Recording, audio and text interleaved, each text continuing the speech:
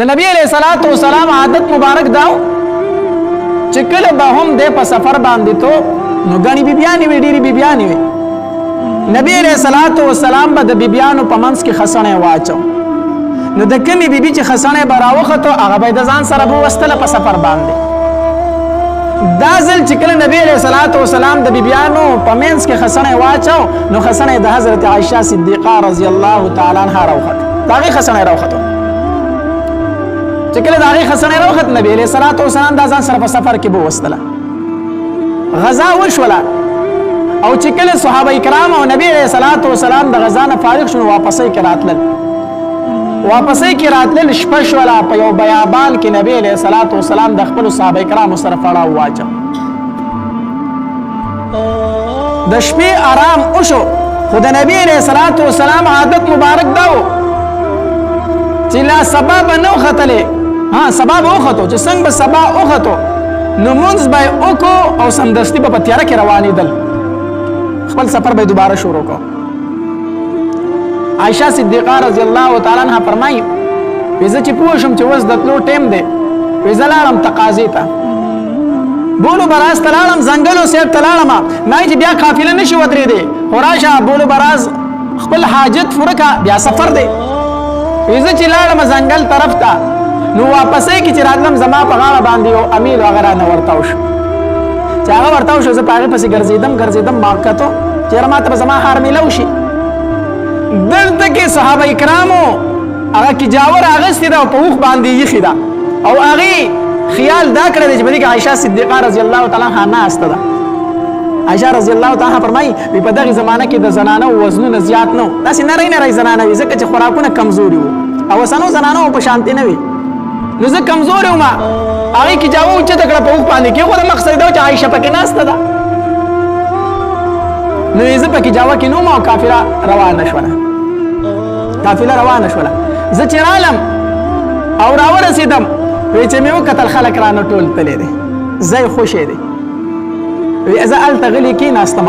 وی سوچ مې وکړو که په دوی پسې وروستو ځمه نو فتح نه لګي چې لاندې کړم او که لاندې نه کړم ځکه هغه په اوښانو او پاسونو دی او زه پیدل یم نو شپه د لاندې به یې نه کړم خو ښه به ګډه وډه شم تېنه ښه خبره دا ده چې دلته کې کښېنم نو چې کله نبي علیه الصلوۃ والسلام زما معلومات وکړي او زه نه یم که نه نو په ما پسې به واپس دلته بیا راځي بیا هلته غلې کېناستم چې کېناستم وی ځواني وه نوی عمر و بس داسې کېناستم لوپټه مې په ځان راواچوله اوده شوم سترګې مې ورلې په دې کې چې سحر رڼایي لګېدلې ده نو د نبي علیه الصلوۃ والسلام عادت مبارک دا و چې کله به د سفر کو نو د ځان نه به یو وروسته یو کس پرېښودو هلکه ته دلته پاتې شه سحر کو د چا نه څه شی پاتې شوی نو ته به په رڼا کې روچت کې مونږ پسې به راځې ځکه چې قافله خو به د شپې روانېده که نه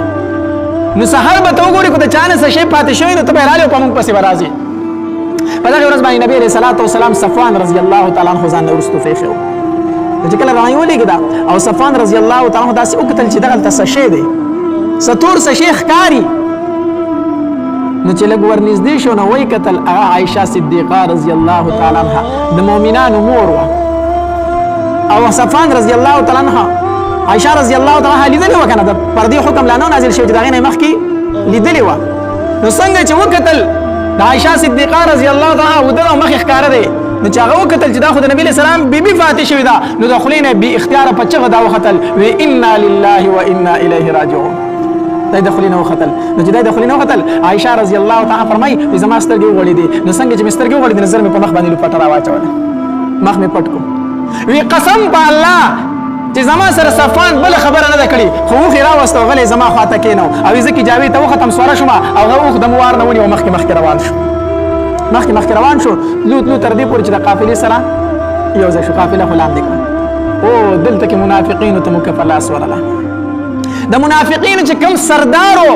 عبدالله بن ابی بن سلول رئیس المنافقین د منافقانو مشر دا خبره خواره کړه د هغه د یو سره غوږ جنګولې کله د بل سره غوږ جنګولې نعوذ بالله د عایشه د صفوان صلی الله علیه و ځان ورته پاتې کړی و د نبی علیہ الصلوۃ والسلام د بیبي متعلق دا خبره شروع کړه وی د عایشه د صفوان سره غلطه لار وه نو ځان یې ورته پاتې کړه وګوره دواړه یوازې په موږ پسې راغله دا قصه یې شروع کړه اوس عایشه رضی الله تعالی عنها ځان نه خبر نه ده چې ما پسې کومې خبرې کېږي دا خبره رو چلیده په قافله کې چلیده حتی در دې پورې چې بعضې ساده مسلمانان چې صحیح مسلمانانو هغه هم په دې خبره کې گرفتار شو د دغه منافق په خوله باندې څه وکړو